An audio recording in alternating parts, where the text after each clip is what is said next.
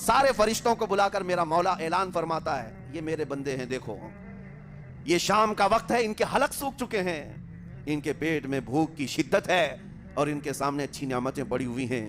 اے فرشتوں دیکھو میرے ان بندوں میں سے کوئی بھی ان نعمتوں کو ہاتھ نہیں لگاتا۔ اسی لیے فرمایا گیا کہ جب افطاری کا دسترخوان بچھتا ہے اور پہلے ہی آ کر کے لوگ بیٹھتے ہیں، اور یہ سنت بھی ہے، ایسے نہیں کہ بھاگتے بھاگتے آپ آئے، وقت ہوا کھجور لیے اور کھا گئے۔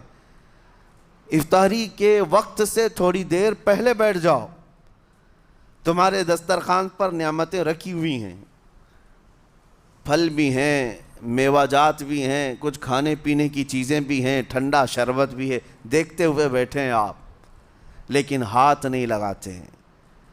انتظار ہے وقت کا کہ ادھر سورج کے غروب ہونا ہے اور میری افطار ہونی ہے، اعلان سنتے ہیں، اذان سنتے ہیں، اس کے بعد آپ اٹھاتے ہیں، لیکن اتنی دیر تک آپ خاموش بیٹھے ہیں دسترخوان کے پاس، سارے لوگ دیکھتے رہتے۔ یہ وہ منظر ہے جس کو فرمایا گیا رب ذوالجلال بھی اپنے بندوں کو دیکھ رہا ہے، رب تبارک و تعالیٰ بھی دیکھ رہا ہے اپنے بندوں کو، اور سارے فرشتوں کو بلا کر میرا مولا اعلان فرماتا ہے، یہ میرے بندے ہیں، دیکھو یہ شام کا وقت ہے، ان کے حلق سوکھ چکے ہیں، ان کے پیٹ میں بھوک کی شدت ہے اور ان کے سامنے اچھی نعمتیں پڑی ہوئی ہیں۔ اے فرشتوں دیکھو میرے ان بندوں میں سے کوئی بھی ان نعمتوں کو ہاتھ نہیں لگاتا، یہ صرف اور صرف میرے لیے بھوکے اور پیاسے ہیں۔ اور فرشتوں سے اللہ فرماتا ہے تم گواہ ہو جاؤ، ان کی حلق تر ہونے سے پہلے ان کے لیے میں نے جنت لکھ دیا۔ اسی لیے حدیث پاک میں ہے، جب افطار کرتے میرے آقا صلی اللہ علیہ وسلم یوں ارشاد فرماتے، ذهب الظمأ وابتلت العروق وثبت الاجر انشاءاللہ، پیاس بجھ گئی، رگیں ٹھنڈی ہو گئی اور اجر اللہ کے ہاں پکا ہو گیا۔ یہ حضور پاک ہر افطار میں عرض کرتے تھے۔ میں آپ کو یہ عرض کر رہا ہوں کہ یہ چھپی ہوئی چیز، اسی کا نام تقویٰ ہے۔ آپ صرف اور صرف بچے ہیں اللہ کے خوف سے۔ اب سنو حدیث پاک، قیامت کے دن حساب و کتاب ہوگا اور جنت میں جانے کا پروانہ کچھ لوگوں کو مل جائے گا اور سب جنت کی طرف جا رہے ہوں گے۔